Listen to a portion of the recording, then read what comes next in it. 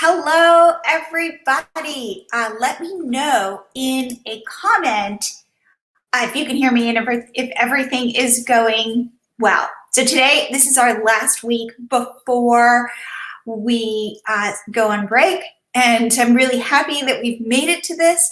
And then we're going to go on winter break and close our doors and hopefully not open them until 2021. By the way, I'm feeling much more confident about 2021 than what has gone on in 2020. Tell me in a comment if you feel the same way. So I wanted to go live today because I did this podcast episode with my very good friend, Alisa Meredith, who works at Tailwind. And if you watch the Facebook Lives that Tailwind does, they do them, I think, every other week, and they're great. And it's really where I get my most cutting edge information about Pinterest.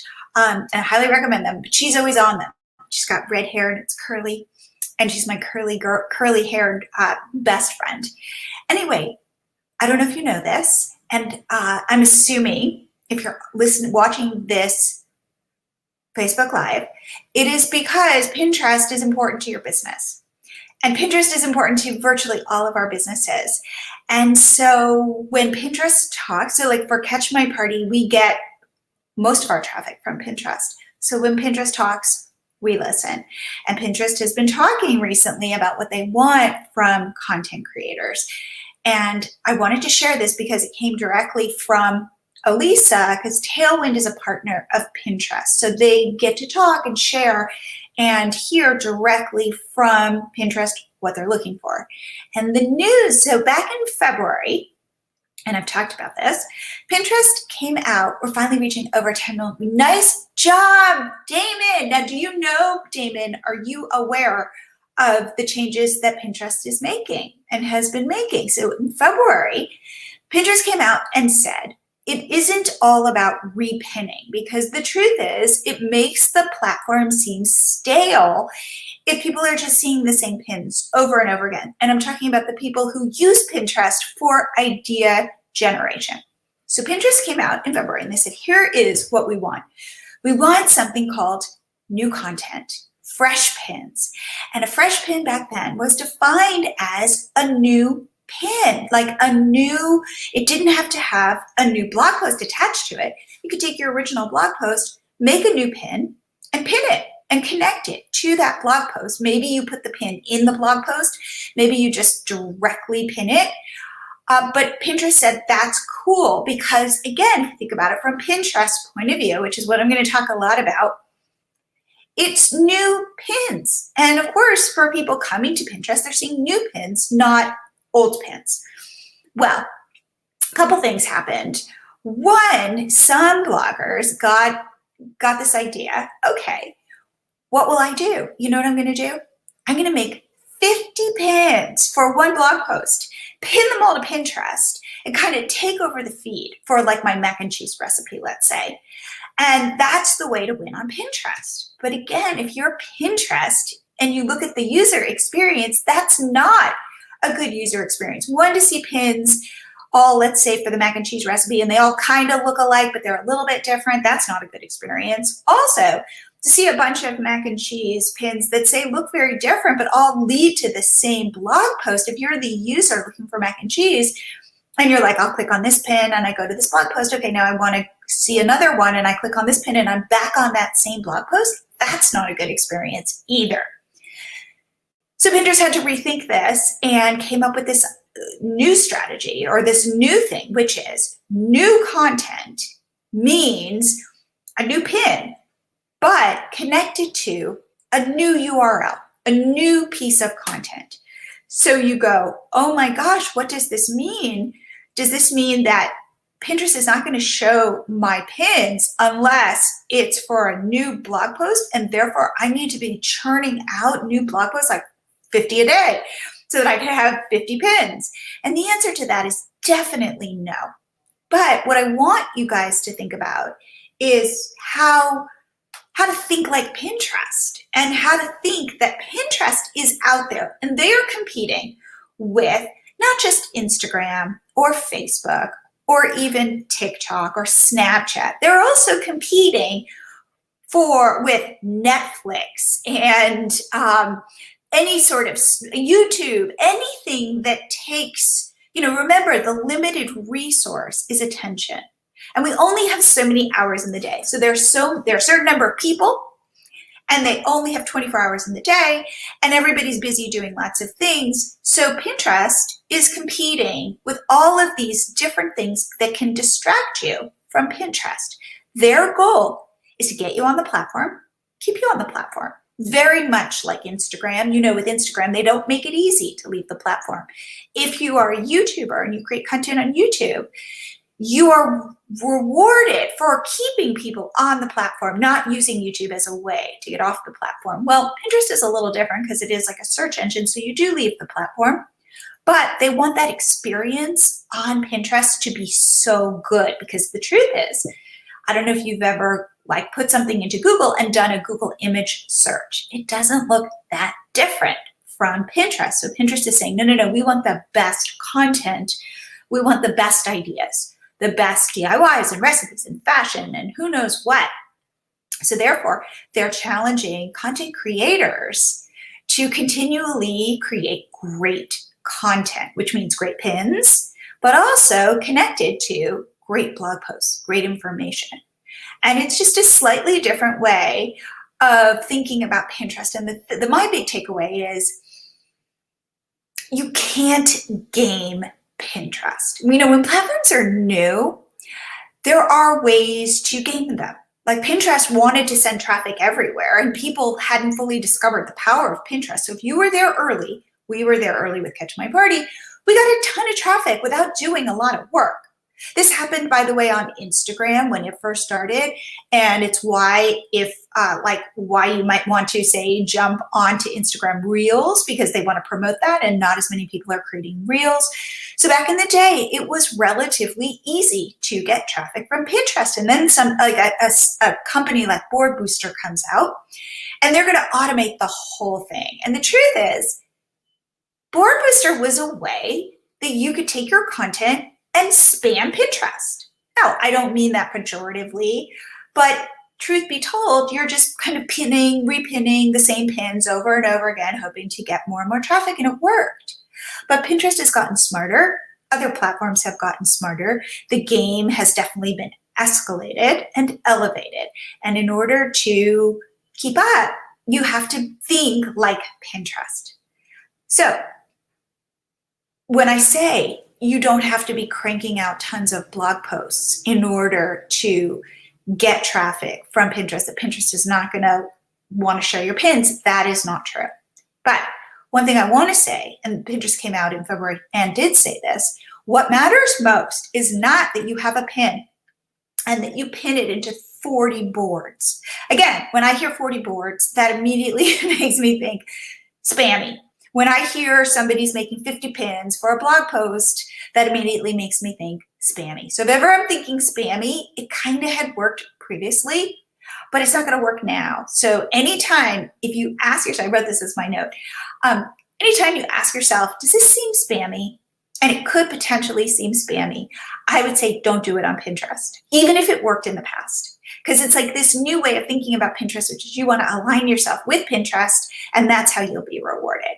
So do that gut check and say, is this, am I trying to get I say to my daughter all the time, there's really no such thing as a free lunch, you're going to pay for it somehow. So think about that with Pinterest. Again, play by the rules, but be smart about it. So thing that matters is that new pin, let's just assume, on Pinterest by making new pins and revamping old pins and video. I love that. I'm going to, so anyway, here's what I want to say. What matters is being really strategic. You have a new pin on Pinterest.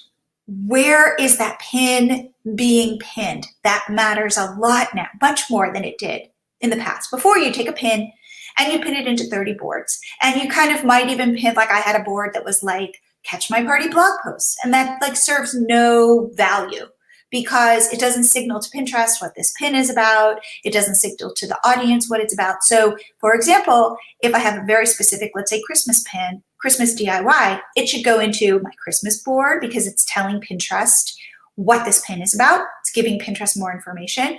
My description on that pin needs to be really optimized for Pinterest and the reader, but really Pinterest to tell them exactly what this Christmas DIY is.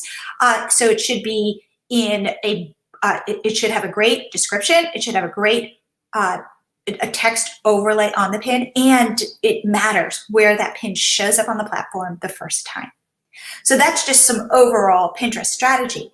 But now Pinterest is saying, well, we want new URLs. So again, the pin you make for that blog post, and it's the first pin that gets pinned from that blog post matters the most, that has the most juice. So be really specific and clear and strategic and intentional about what the description of that pin says, like fill it out, use some hashtags to really, again, fill it out, give information to Pinterest, and wherever you are pinning it matters. Make sure that board is exactly what it's supposed to be, like let's say Christmas crafts. Make sure that it is filled out, the description is filled out. This is all ways to work with Pinterest.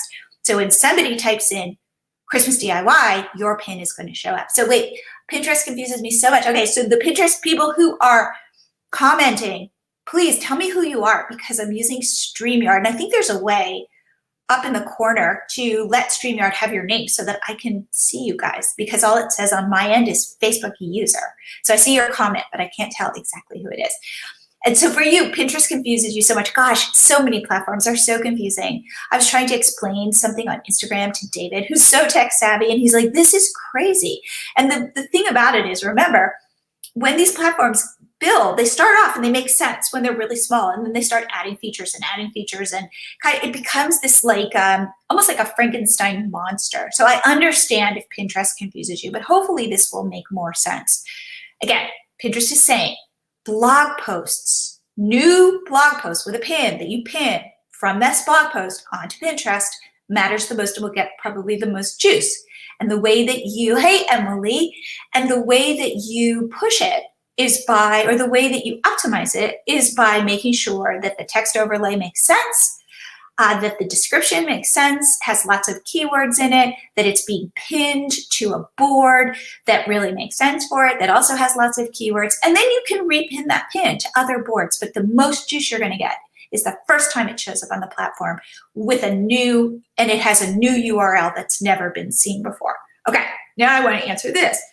What happens though when you say, okay, so for Catch My Party, we have thousands and thousands of blog posts. So the big fear is, does none of that content matter anymore? Like, will it never get seen again? Will only my new pins be seen? And the answer to that is no, no, no, no. Your old content still matters. And what it matters, oh wait, is it bad to have a board for 50 over 55? You said that won't be shown. Okay, it's not that it won't be shown, but I would get more granular. I don't necessarily think a board that says 50 over 55 is going to help you. It's not going to hurt you, but it's not going to help you because nobody really knows what does that mean. Whereas, for example, exercise tips for women over 50, for 50 plus. Like then I go, oh, I know what that board is. Or dietary tips for women over 50. I get that. Or how about grown children parenting tips? Those things, depending on your content, those will give you much more juice because when people are searching on Pinterest, they're not searching for 50 over 55, but they are searching for diet tips for, you know, middle-aged women. And so I would be swapping in middle-aged women, if it is for women, I think it is, that kind of thing, because all of that is feeding the algorithm and telling Pinterest what this is all about. Now, Pinterest, by the way, is getting very smart and they can visually read the image to know what's in it, and they can read the text overlay on your pin, and all of this is giving Pinterest information. But the more information you can give Pinterest, the better. The clearer the information, the better. So let's go back to this idea. We've got thousands of posts on Catch My Party, and are they all then dead? Because they're not new URLs, and the pins are, let's say some of them are really old. Will any of that content be seen again? And the answer is yes. So do we repin? One thing to do is to repin content that makes sense. It's Christmas time. We've got a ton of Christmas pins. So we do go back and we pin not all of our Christmas pins, but our best Pinterest content, our best pins. It's a really good blog post. The pin is really clear. It's gotten traction in the past. We will go back and repin that. And Pinterest will give us some juice from that. The second thing you can do is take a blog post that has really good Christmas content and make a new pin for it. And the pin looks exciting and maybe more modern than it did 5 years ago. And then oh, hello, Clarita. And right, Pinterest loves intentional content. Absolutely. Okay, so the second thing I can do with my Christmas content, my Christmas post that's from 5 years ago, is I can create a new pin. And it looks good, and it's new, it's somewhat new content, not a new URL, but it is a new pin. And I can be very intentional about what I put as my description, put a couple hashtags, and where am I pinning it? Because remember, the first board I pin it to matters a lot. That's another way, again, that you can help your content, your older content, get seen on Pinterest. The third thing that I recommend you do is, and this is not just for Pinterest, but this is for Google, go into that post and update it and make it better, because the best posts win, especially now on the internet. Before, back in the day, anything could win, but today it really is the best post. So let's say I have a post from 5 years ago, a Christmas post that had done really well back then, or has been doing well. Every year it shows up again. We have pins that come back to life every year. It's so shocking, and I have no idea how that really works, because we might repin it, maybe we don't, because sometimes I'll look in our Pinterest analytics and I'll look at a pin that's doing well for us and I'll think, oh my God, I totally forgot about that pin. Like that had not been repinned, but somehow it had resurfaced. Anyway, but it's relevant. Notice it's relevant because it is Christmas, and so it's showing up again. So if you can tie your content to seasons or where people are, what they're thinking about, you will have much more success. Pinterest will be more likely to show that older content. Okay, so my second piece of advice, though, is to go into that post and update that post. It doesn't mean change the URL. It doesn't mean you have to rewrite the post, but you could probably make it better. I go back to old posts and I cringe. I don't know if you cringe, but I go, oh my God, I could totally make this better. Maybe I add a video. Maybe I answer some questions that are related. Maybe I link it to other content. Maybe there are, I wrote stuff, but I could write more on this topic. And I will update the date of that post. Now, I don't know how Pinterest sees this. I don't know if they can yet determine that the date has been updated or there's more content in this blog post. I know Google can. And Google is really happy if you go back to your library of content and do that. Now, my hunch is, I don't know this, my hunch is at some point Pinterest will be able to do the same thing. They will be able to look at your content. What is this pin linking to? And is there new content in there? Because there's definitely, they'll be able to see that there's a new date. So it helps you potentially on Pinterest, but definitely on Google to go in. It does help you on Pinterest, because if that pin is connecting to a post and that post is better, that's a great experience for that person getting onto your blog. And you want to show them the best experience on your blog because you want them to join your list. Like, I follow you on Instagram, follow you on Pinterest, like engage with you. The better your content is. So my point about this is it doesn't just stop with the pin, like, oh, the pin's pretty, or I redid the pin for this post, so I'm good to go. No, if the post is better, it just makes the whole experience better, and it makes Pinterest like you even more. I don't know if Pinterest is looking at data like time on site. I know Google does, and what that means is Google shows you a bunch of search results and they watch what happens. You click on, say, the first result and you go to the blog, to whatever. And if all of a sudden you're back and you've bounced really quickly, Google says, wait a second, I don't think that's such a good link. I'm not sure we should show that to the next person who's doing this same search. So they're taking that data into account.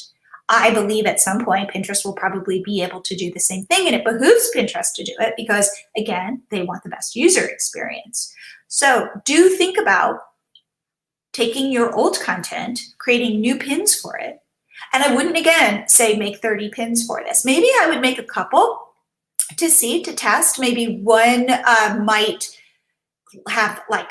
be in cold colors, and one might be in warm colors, and you can be like, whoa, which one might be a close-up and one might be something further away, more of a kind of contextual photo. So definitely do that. But then and then I recommend going into that blog post and just updating it. But then here is the interesting thing that Alisa and I talked about the most. Can you take your content and think about the intent of that content and think to yourself, are there other, what I call use cases for that piece of content? We use this example of a drink, a cocktail recipe. And she was sharing about a bourbon cocktail recipe. And you go, this cocktail, maybe you made this cocktail, like let's say we have a summer sangria. And you go, okay, what are the different ways in which people would drink this drink or want a drink like this? So let's say people are just looking for a summer cocktail. Great, I can make a pin for the best summer cocktail recipe, and it could be my sangria. Let's say I want to throw like a fiesta night party, and I go, you know what? This fits in with a fiesta themed party, so the best cocktail to serve at your fiesta. Okay, another example. You could do, we had talked about this, maybe like a ladies' night. Like eventually when the pandemic has ended and you want like a kind of sweet cocktail that would work at that kind of party. And you can make a pin for the best ladies night cocktail. And the idea is to think in terms of the best cocktail to pair with food. And you could make a pin about that. This makes you, so maybe you made this cocktail because you made this recipe at some point because maybe your husband loves sangria, who knows? And so you were like, to make my husband, for his birthday, I made this cocktail. Great. And that was the point of like the post. And maybe it was like our family's favorite cocktail. I don't know. I'm kind of going out on a limb here. But then you need to step back and go, wait. There are all these other ways that the people could use this cocktail that I've never even thought of.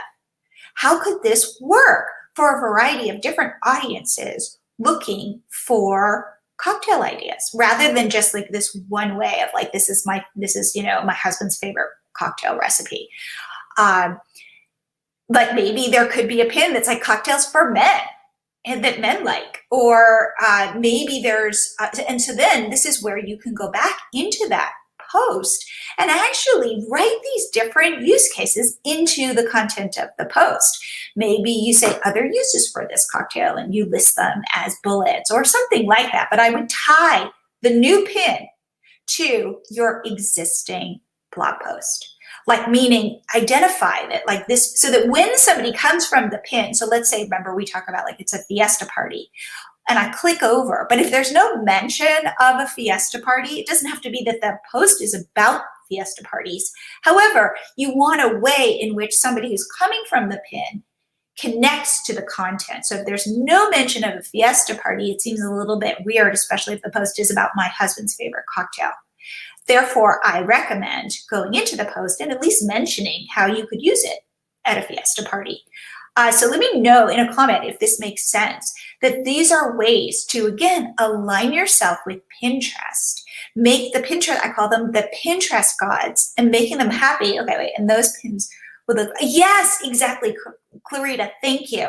because these pins target different audiences, you do want these. It naturally makes you want to create different looking pins. So like a fiesta party pin would look different than, say, like a ladies' night pin, or maybe a stay-at-home intimate romantic dinner, or who knows. But I would then use this as an opportunity to create different looking pins with different text overlays talking about how this cocktail could fit your life and solve whatever problem you're looking to solve.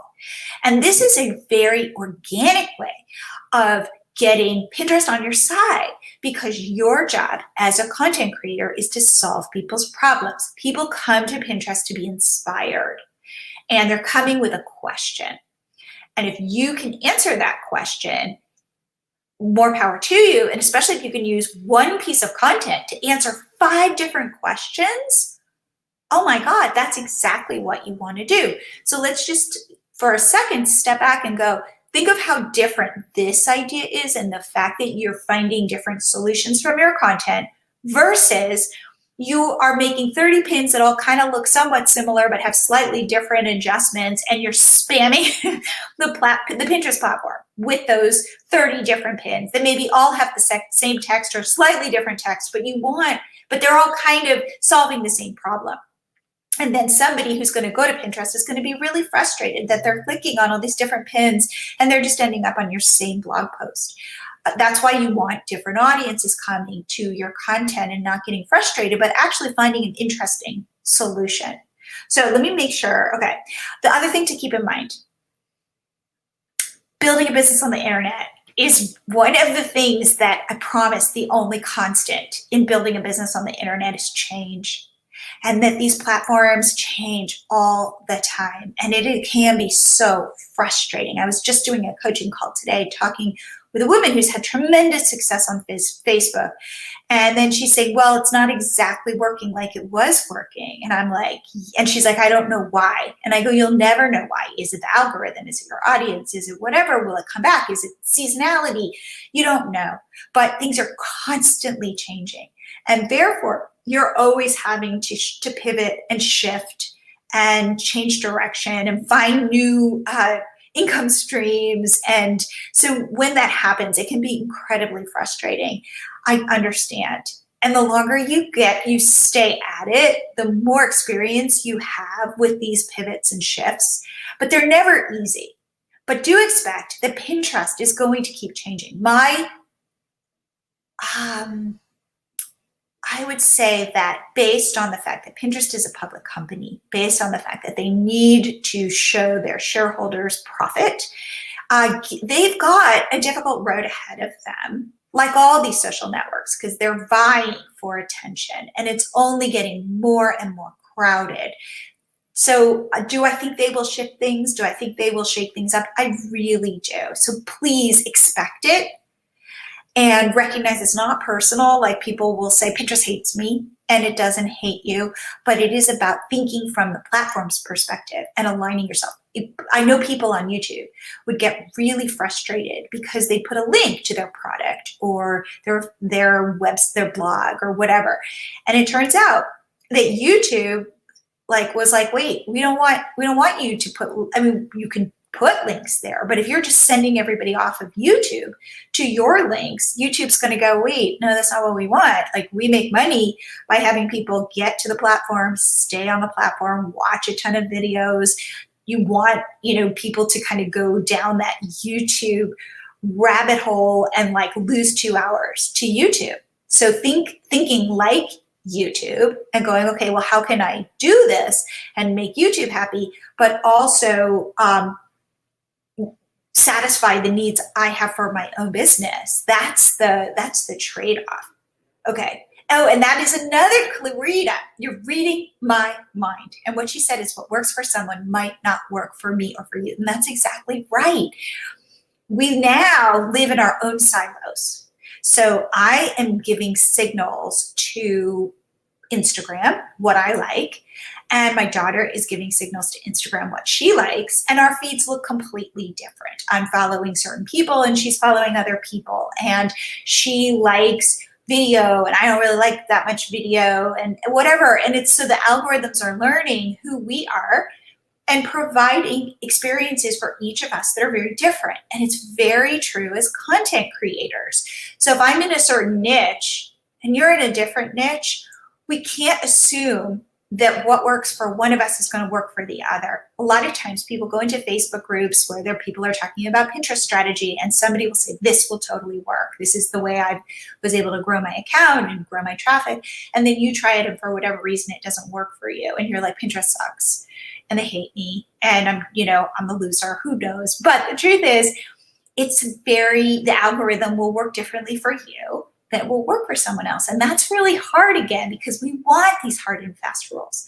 My hard and fast rule is to think like Pinterest, to make Pinterest happy, to not spam the platform, and to be of service. I'm coming out with a podcast episode on Wednesday, so in 2 days. And it is all about this idea of like kind of getting out of our own way and not feeling like it's really hard, by the way, but not feeling like we are the center of the universe, but really thinking in terms of our customers and really thinking, how can I help them? How can I solve their problem? How can I empathize with them? So I was on this coaching call today and I was really impressed with this woman who has really like started to build this very big business on Facebook. And I said to her, wow, you are so good at making your audience feel like you are their friend. Like, not just like that she's this influencer or she's this authority, but literally as if it's like this intimate experience, and people who show up for her on Facebook feel like she is there for them and she's their friend. And to her, it was really effortless. It wasn't like a strategy where she thought, well, how can I do this? But and I said to her, what's really great about you is it's not about you. It's really about providing community, friendship, crafts to your audience. And they're showing up for it and they are eating it up because they feel heard and they feel appreciated.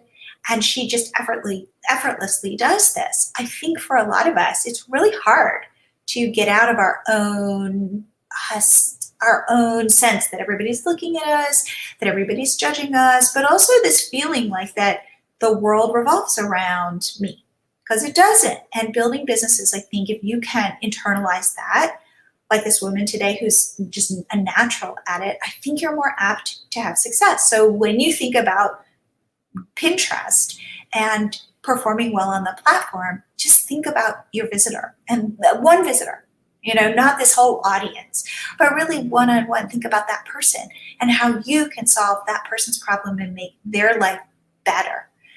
So that is going to come out Wednesday. So I want you to listen to that because I want to hear what you think. Okay, so I think now, I hope that I have made sense of what Pinterest is saying about new URLs. New URLs are good, but you don't have to kill yourself at making tons and tons of new posts. This is it. Quality over quantity. Like, it's as simple as that. If you can show up with quality blog posts, quality pins, then you will succeed. And consistency, by the way, consistency on the platform. Those are really what the ingredients that I would say will help make you successful. So let's, and the other thing too is to test stuff, because I can tell you, oh my gosh, every so often you'll read this, like, pins with this kind of font do better than with this kind of font, or pins where you've got text at the top versus text at the bottom. Because some people say you should definitely put the text always at the top because people are scrolling and they'll kind of see that first. And I go, maybe that's true, but maybe it's not true. And so therefore question any of these rules that you hear. Maybe it will work more often. I don't know. Therefore, think of Pinterest as this awesome platform for testing, for seeing, well, is it, my audience, do they like pinks? Maybe they like reds. Maybe they like purple images. I don't know. So definitely, I do say for a blog post, a new blog post or an existing blog post, when you're making new pins, you can definitely make a couple pins. You can probably make up to 5 different pins to test, to test out. And that isn't necessarily spammy. It's when you're making 30 pins for a blog post. That's when it gets spammy, because you might want to test these pins out against each other to really see how they work with your audience. All right, those are all of my notes. I'll show you. I always use graph paper that I wanted to share with you about Pinterest. I am here to answer any questions anybody has. Reach out to me. I will also direct you to Alisa, who is my Pinterest expert.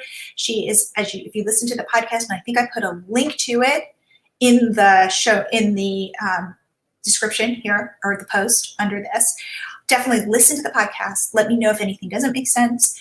Feel free to reach out to Alisa. Feel free to reach out to me, and keep at it. Keep chipping away. I do believe it's the people who can be consistent and show up even when they don't want to show up are the ones who win in the end, who learn and win in the end. So that is my piece of advice.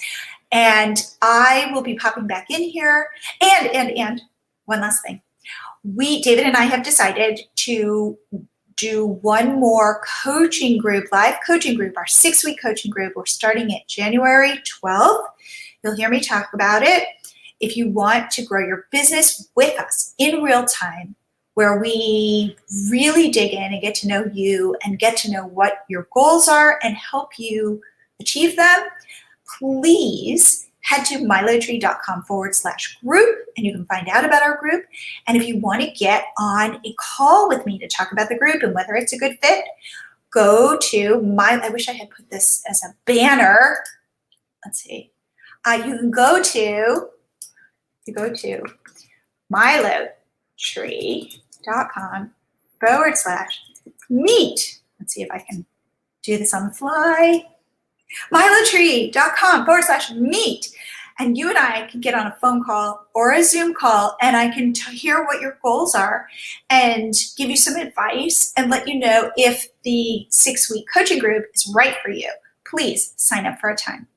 And I want to wish you a very happy rest of your Monday and a great week, and stay safe out there, and I will check in with you later. Okay, bye-bye.